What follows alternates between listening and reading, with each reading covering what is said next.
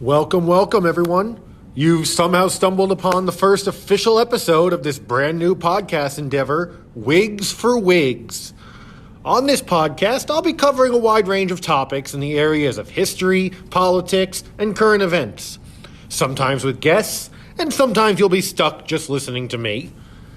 But the goal here is to offer brief overviews of the topics that are covered, plus some detailed analysis, to help you all gain a better understanding and to equip you to discuss these topics with others or with me if we ever cross paths. I expect if you're listening to this first episode shortly around its time of release here in January of 2022, you probably know me already. But let me just introduce myself really quickly in case you don't. So, I am Joe Cook. I have nearly 10 years of classroom experience as a history and government teacher at several top private schools in North Carolina and New Jersey. Before that, I was a researcher. I was a writer. I was a journal editor, first working for the Civil War Institute at Gettysburg College, and then for the Saber and Scroll Journal of History. My specialties are military and political history, especially in the first half of U.S. history. So expect a lot of the American Revolution, the Civil War, and the time in between those two things to pop up on this podcast. After all, we're naming this thing for a political party that's been dead for 170 years at this point, although I'm all for bringing it back. Sometimes on this podcast, I'll be joined by guests to offer their insight and analysis. Today, for example, I'm going to be joined by Bill Venezia, who's going to be a frequent guest on here, who happens to be one of my bosses at the school that I work at now. But he's also one of my go-to people for discussing politics and history and for getting book recommendations. Bill and I certainly don't always agree politically, and that will probably come through as we discuss some of these topics. But this podcast wouldn't be interesting if I only brought people on who agree with me, right? I mean, do you all only talk to people who agree with you? You shouldn't. Get out and don't do that anymore. So we'll get into some healthy disagreement, some healthy dialogue, and hopefully generate some dialogue with all of you listeners also. Let's make this as interactive as a podcast can be. As such, I've set up an email account specifically for this podcast. If you ever have any questions, any comments, any thoughts, any topic suggestions that you'd like to see us talk about here, anything, you can reach out to Wigs for Wigs, all spelled out, at gmail.com.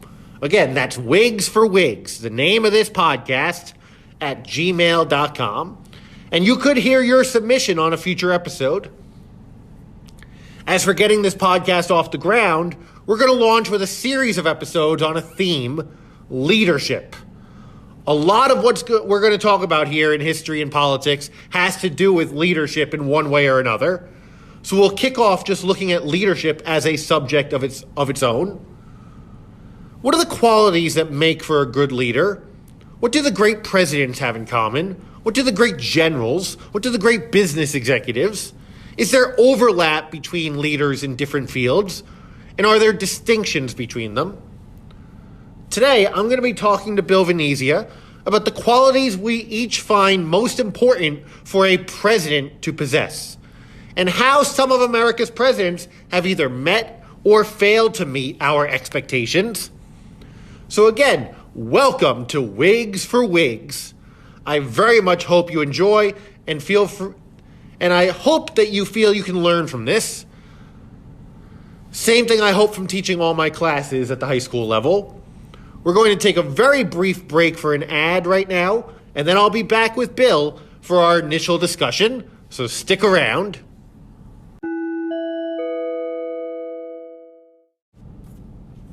Let me tell you all about Anchor, because some things are just obvious, right? Like, we all know if you want the perfect cow to be the first one milked on an airplane in the year 1930, you turn to Elm Farm Ollie. No question about it. Well, if you want the perfect app to help you launch your own podcast, you turn to Anchor. Anchor has all the tools to help you easily record, edit, mix, and publish your podcast to Spotify, Apple Podcasts, and all of your other favorite podcast platforms. So again, you want to milk a cow on an airplane in 1930? You turn to Elm Farm Ollie. You want to create your own podcast? You turn to Anchor.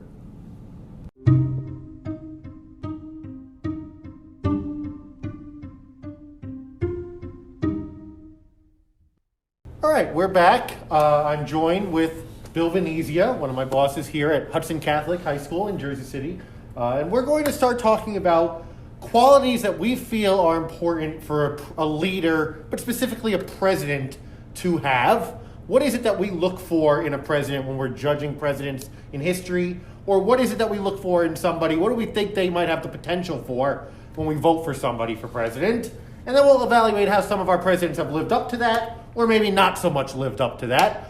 So I'd like to welcome Bill Venezia to our podcast and give him a chance just to introduce himself a little bit, and then we'll get into our discussion. Well, Joe is my go-to guy with regard to his knowledge of American history, because it's probably on a par with anybody I've ever been associated with. My background is Soviet and Russian history. I have never taught high school level history, have taught it on the middle school level, but I find myself, this is more of an avocation than a vocation. And I totally enjoy my conversations with Joe, and he said earlier that we do not always agree, but I think on the Venn diagram we do have a lot of areas where we do agree. Joe wanted to bring up qualities of presidents. I'd like to start with JFK. John F. Kennedy, if you were to believe all the campaign rhetoric, and his body of work in the Congress and in the Senate, he was definitely a cold warrior. Had a lot in common. He was a conservative Democrat with, sadly, people like Joseph McCarthy. He was staunchly anti-communist. I was going to say, he didn't have that much of an issue with McCarthy, really, right? No. I think he sat out the vote to censure McCarthy. He went into the hospital with a bad back. Now, and his brother worked for him. So. His brother worked for him, and his sisters dated him. So Joe McCarthy was entrenched in the Kennedy family and relatively close with Joseph McCarthy, John F. Kennedy's father. But JFK evolved as a leader, and I think he was christened as a leader with a core value. Now, Kennedy campaigned, or right after the election, that we should never fear any nation, but we should never fear to negotiate. That was put to the test in October of 1962 during the Cuban Missile Crisis. He had a staunchly hawkish Joint Chiefs of Staff, who were advocating for a nuclear war with the Soviet Union over the missile issue in Cuba. Kennedy held his ground when he was, despised by this group of men. You're in quite a fix, Mr. President, I think is what Curtis LeMay said to him. And Kennedy said, well, you're in it with me. Oh. Yeah, absolutely. There was, and if not for his staunch belief, his core belief that there should be a diplomatic settlement to this issue, which there was, we would have faced World War III. And I think that in itself was a profile of courage, to steal a quote from JFK. So I think that's a tremendously admirable form of leadership when you adhere to your core beliefs. And don't forget, Curtis LeMay was a war hero, flying a lot of missions for the Army Air Force during World War II. He had led the bombing of first in Germany, and then went out to the Pacific and was in charge of the firebombing of Japan. Yeah, but on a guttural level and on a lesser level, John F. Kennedy distinguished himself with the PT-109. His leadership there during the Second World War. He was no stranger to wartime adversity or being injured. He served his country extremely well. Let me ask you about that, because a lot of our presidents do have that in common, that they've served in the military before they were president. I think 13 out of our 46 presidents now have been generals in the U.S. Army prior to their presidency. Before the Civil War, certainly through the 1800s, that was essentially a requirement to become president, unless you were named Adams, was you had to have been a general. Do you think that's important? Because we've kind of gotten away from that ever since the World War II generation has gone away, George Bush Sr. being the last veteran to become president of the United States. What do you think that gives to a president to have military experience when he comes in as commander-in-chief? I think it's definitely an advantage. I think it's an advantage for a number of reasons. The military code of conduct breeds discipline, and I do believe you need to be a disciplined person in order to be a good leader. I don't think it's a definite prerequisite, but I think it's a plus. Yeah. And I do believe that it served John F. Kennedy well. I think it served Dwight D. Eisenhower. I think it certainly served Eisenhower well. It served Harry Truman well, who was a captain of an artillery unit during World War I. I do think, somebody that I do respect, who was a good president, Ronald Reagan. Ronald Reagan made movies on the home front. Yes, because they used his expertise in Hollywood. Right. Even LBJ served on a bomber. Yep. I think it did serve them well. I think if you look going back, Teddy Roosevelt, Teddy sought that out. He wanted to be christened by fire, so that trip up San Juan Hill. Teddy Roosevelt's an interesting one. Teddy Roosevelt, if you don't know, his father did not fight in the Civil War. He was always a little bit ashamed of his father, even though he loved his father. That was something that had always stuck with Roosevelt, that his father, when all the 2 million men were serving in the Civil War, his father had not, and was determined, as the Civil War generation died out, because Roosevelt's of that next generation, he was sure that was what was going to set him up to become president. He always thought he was going to be president from the time he was very young. And when he got his chance, he did everything he could to get us into a war with Spain when he was Assistant Secretary of the Navy. And then right away went and fought in that war. It wasn't just all talk. He went and put his money where his mouth was and charged up San Juan Hill. He's the only president ever to win the Medal of Honor in our U.S. history, which his son also won in World War II.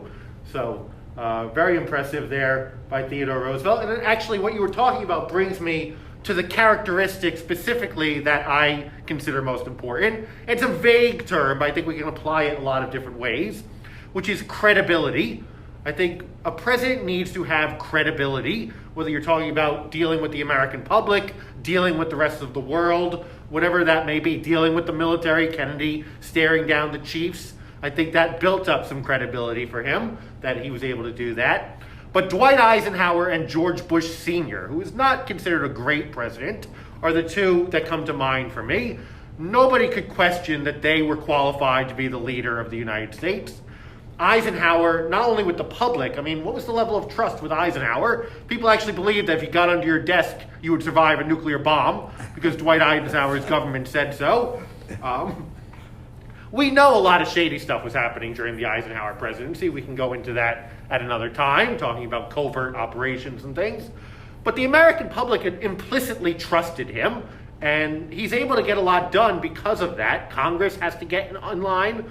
Look, Dwight Eisenhower was a Republican. He had a Democratic Congress all 8 years that he was president, and yet he was able to pass a lot of what he wanted to get done for this country because of his credibility with the American public. He also, with the rest of the world, the Soviet Union backed down from things like the Middle East temporarily because Eisenhower was the great war hero of World War II. He had that built-in credibility. What are your thoughts on credibility as a subject? Just to talk about the credibility of a Dwight David Eisenhower, he was called by Harry Truman, in early 1948, he was, to basically come and basically get the Democratic nomination for president. As the titular head of the Democratic Party, Harry Truman gave him his blessing, wanted him. As crazy as that is, the president, Harry Truman, said, I will step down and be vice president if you run for the Democratic Party. And the truth of the matter is, because no one knew what his political leanings were at the time, whether he was a Democrat or a Republican. Right, he's similar to other generals in the past in that way. Grant, for example. He stayed neutral. Ultimately, he became a Republican, and he became a Republican ostensibly because of a reaction to Joe McCarthy, and also to General MacArthur, who he did not have a heck of a lot of respect for. But it goes to show you, and this is on a personal note, my mother is 94 years old. She's I consider her an FDR Democrat. She voted for one Republican in her lifetime. She voted in 1956 for Dwight David Eisenhower. So Eisenhower had the appeal to both Democrats and Republicans. If there was any person who was in the middle politically and could garner votes on each side, it was Eisenhower. You know, like I said, for another time, the more sinister side with the foreign policy of the United States. That's going to be a specific episode topic, is covert operations. He was history. beloved, and that smiling face, basically, to America, just kind of fit the mood of post-war America in the 1950s. And who would have suspected that behind that smiling face was, I have this stuff going on over in Iran and these other places. It's able to cover up some of the darker parts of the Eisenhower presidency. And the other one I said was George Bush Sr., George H.W. Bush, coming right at the end of the Cold War there, crisis moment in American history. But look, if anybody had the most complete resume who ever ran for president of the United States, it was George H.W. Bush. Nobody could question that he was qualified to be president. You could disagree with his politics, but this is a guy who had been a businessman, a congressman, a ambassador to the UN, ambassador to China, head of the Republican Party, head of the CIA, vice president of the United States. That accumulated resume alone gave him that credibility on the world stage that maybe he never got here at home because domestic issues maybe he did kind of let go onto the back burner a little bit as he focused on the end of the Cold War. But a Gorbachev, somebody like that, certainly had to respect a George Bush, who I even left out was a war hero also. Absolutely, and that's something to touch on. He left Yale University to enlist and basically was a war hero. And that little clip of his plane that was shot down and him bobbing around in the Pacific. You can actually see a clip of George Bush being rescued by a submarine. Just by coincidence. Somebody happened to grab a camera, film this pilot being pulled out of the water, and that was George H.W. Bush. You know, what resonated with the American public was that service and in the military. And there was a smiley face on George W. Bush. Unfortunately, I think what didn't resonate, which ultimately led to him not having two terms, were two reasons. One was named Ross Perot, and the other one was that the third-party candidates another episode. He did not grasp the domestic issues in the United States. I agree. You know, and unfortunately, what came across was this patrician view of governance that did not resonate with the American people nor his opponents. And also with the Soviet Union now gone by the time he was running for re-election, there was no more that issue that was the thing that gave him so much credibility, his foreign policy, was not viewed as the most important thing anymore. What president ever had a 90-plus 91% approval rating after the first Gulf War, which was a masterful, he pulled that off in a masterful way. Yeah, him, Jim Baker, his Secretary of State. We'll talk about Secretaries of State and people around the president in one episode. Just incredible work that they did. You can say to yourself, General Powell, who unfortunately passed away just a couple months ago. I mean, if you were going to base, and don't forget Norman Schwarzkopf, our own New Jersey Norman Schwarzkopf. But, you know, you would say to yourself, how could that guy lose? Right. But, you know, the voting public is very fickle. And it's the economy, stupid, as somebody would say. Exactly. And that little guy from Texas. And that little guy from Texas with the big ears, let me just say, because we are talking about George Bush, he is actually the first president that I have any vague memory of being president when I was growing up. I was born in 87, so I was 6 years old when he came out of office. Just we are from different generations. Who is the first president that you kind of have memories of being president? Actually, because I grew up in Jersey City in Hudson County, and by the way, I'm an unindicted Hudson County Democrat, my first recollection of president was the 60 campaign for JFK. It resonated with me because First of all, everybody in Hudson County is a Democrat. Truthfully, we felt like he was one of us. He was Catholic. Right, I was going to say the Catholic element. The Catholic element was that I had a Kennedy Johnson bumper sticker on my book bag that I went to school with. And I had conservative nuns who I can tell you, they voted for Nixon. Yeah. But I remember fondly Inauguration Day in '61. I was 9 years old. We had a snowstorm. And I helped my father shovel the snow at 31 Beacon Avenue in Jersey City.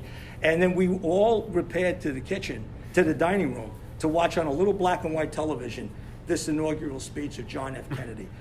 When I think of the words, ask not what you can do, what your country can do for you, but what you can do for your country, I still get goosebumps because I said, my God, he's one of us. Here's this young man, veteran of World War II, like my dad. Right. Always right with the world from that point right. on. First person I ever voted for, That's good. Yeah, I was going to ask you that also. I voted for George McGovern in '72. I just got out of hospital. So you were the one. I was the one. I was the one from New Jersey. I mean, New Jersey went for I think, what was it, 48 states went for Nixon that election. Yeah, I think Massachusetts was definitely one state that didn't, but... the one that he was so afraid of that yes. he bugged the Democrats, and, well, we can get into that another time. But yes. So let's just real quick, because we're running out of time here for this episode. Like I said, these are going to be quick little hits on these different subjects. Who's a president that you can think of? You said that your most important quality was, what was it that we said was the most important quality? Subscribing and holding. Having a clear vision, a clear set of values. A core set of values. Right. Who is a president, and maybe we'll leave out the last couple presidents who occupy the Oval Office here, but who's a president in your lifetime that maybe you were disappointed to find out they didn't quite live up to that the way you expected them to? Well, or maybe you didn't expect them to all along, and that's why you didn't support them. Well, I have to say, I came full circle on Ronald Reagan. I mean, I voted for Jimmy Carter in 1980, but 1984, I believed that Reagan deserved another term in office. But I don't think that trust, my trust in Reagan anyway, to change in that second term. And, presidents get a second term. They do what they want for the most part. Yeah, for the most part. I think his second term in office went downhill. And that's, by the way, I think from a historical point of view, I think most historians would generally agree with you there. I voted for him in '84. It's the only Republican I think I've ever voted for. And when you think of it too, his roots were born in the labor movement. He was an FDR Democrat. Right. He had some transformation in the '60s. But always a rabid anti-communist. Always a rabid anti-communist. Even as head of the Screen Actors Guild, had testified to McCarthy's committee about Hollywood people he thought were communists. I would say Reagan. I also was a little disappointed in Obama. I think, and I can't say that. I think he was actually better in his second term than he was in his first. Well, I think there were some growing pains there. Yeah. I think that goes along with what I was going to say. I was also going to bring up Obama here. Yeah. That, look, many of you who are listening, especially if you're listening from the very beginning here, know that I am a John McCain man. From the time I read his autobiography in middle school, around the year 2000, I was a big fan of John McCain, was the head of Gettysburg College Students for McCain. So I was very disappointed in the outcome of that election. That was the first election I ever had the chance to vote in, presidential election, was McCain-Obama. Obama, though, surprised me in a different way, perhaps, that I thought he didn't have the requisite experience, the requisite credibility going into it. And yet he surprised me in his presidency, his ability to get things done, despite a very difficult Congress to work with. Going back to, maybe not on the level of, obviously, a Dwight Eisenhower, who dealt with a Congress of the other party his whole presidency and still got his agenda done. But the ability to still achieve significant things, despite the fact that you had a Mitch McConnell-led Congress, surprised me about Barack Obama. My issues with Obama were that, don't forget, he faced the most devastating economic calamity since the Great Depression. That's true. Coming into office. And the United States was floundering. My issue with Obama was the stimulus that he pushed through wasn't big enough. I think that the recovery would have been quicker had it been that way, which I think he turned his attention to something that was important, but I'm not so sure that was the first priority, which was healthcare.